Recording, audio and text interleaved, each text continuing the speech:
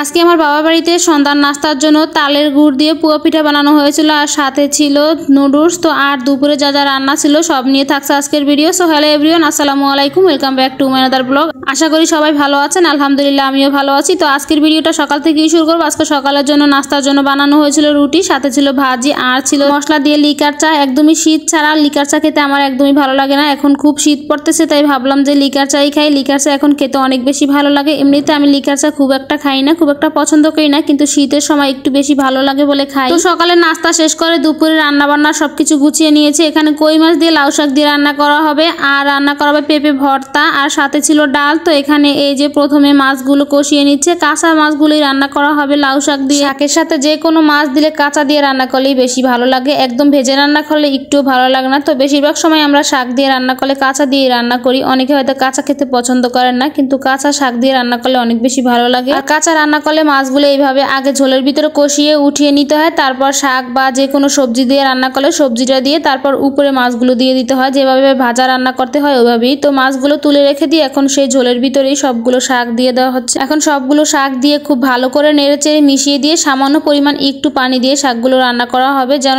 একদমই শাকগুলো লাল হয়ে না যায়, সবুজ সবুজ থাকে। আর শাক রান্না করার সময় একদমই ঢাকনা দিয়ে রান্না করা যাবে না। ঢাকনা দিয়ে শাক রান্না করলে শাকের কালারটা একদমই সুন্দর থাকে না। সবুজ সবুজ থাকলে শাকের কালারটা খুব ভালো লাগে খেতে। তো এই যে আমাদের শাকের কালারটা মাশাআল্লাহ খুব সুন্দর সবুজ সবুজ। শাকগুলো কিছুক্ষণ নেড়েচেড়ে রান্না করার পর যে কষিয়ে রাখা মাছগুলো ছিল, এখন মাছগুলো সব উপর দিয়ে দিলাম। একসাথে দিয়ে দিলে একদম মাছগুলো ভেঙে যেত, তাই মাছগুলো পরে উপর দিয়ে দিতে হয়। এভাবে করে খুব ভালো লাগে এভাবে করে রান্না করলে, যে কোনো শাক রান্না করলে। আর লাউ শাকটা তো আমার এমনিতে অনেক বেশি পছন্দের। যে কোনো শাক বা ভর্তা আমি এমনিতে অনেক বেশি পছন্দ করি, কিন্তু লাউ শাকটা আরো বেশি অনেক ভালো লাগে। তো আমার মতো শাক খেতে পছন্দ করো কোন কোন আপুরা অবশ্যই কমেন্ট করে জানাবা। তো যাই হোক, একটু হালকা করে শাকগুলো নেড়ে দেওয়া হচ্ছে যেন মাছগুলো ভেঙে না যায়। তো আর কিছুক্ষণ রান্না করে খুব ভালো করে যখন শাকের ডাঁটাগুলো সেদ্ধ হয়ে যাবে তখন চুলাটা অফ করে নামিয়ে নেওয়া হবে। তো আজকে দুপুরে কই মাছ আর লাউ শাকের সাথে কিন্তু ছিল পেঁপে ভর্তা আর সাথে ছিল ডাল। তো ওগুলো আর ভিডিও করা হয়নি। তো সন্ধ্যার দিকে এই যে সন্ধ্যার নাস্তার জন্য একটু নুডলস বানানো হচ্ছে, বাচ্চারা খাবে তো এই জন্য একটু নুডলস বানিয়ে দিচ্ছি, সাথে আমরা অবশ্য খেয়েছিলাম। তো নুডলস বানানোর জন্য প্রথমে পেঁয়াজটা ভেজে তারপর ডিমগুলো দিয়ে ডিমগুলো খুব ভালো করে ঝুরা করে ভেজে নিয়ে দিয়ে দিলাম পানি। পানিটা একটু ফুটে আসলে তারপর নুডলসগুলো দিয়ে দিলাম আর সাথে তো অবশ্যই নুডলসের মশলাও দিয়ে দিয়েছি। এখন খুব ভালো করে নেড়ে চেড়ে সেদ্ধ করে নিয়ে নামিয়ে নেব।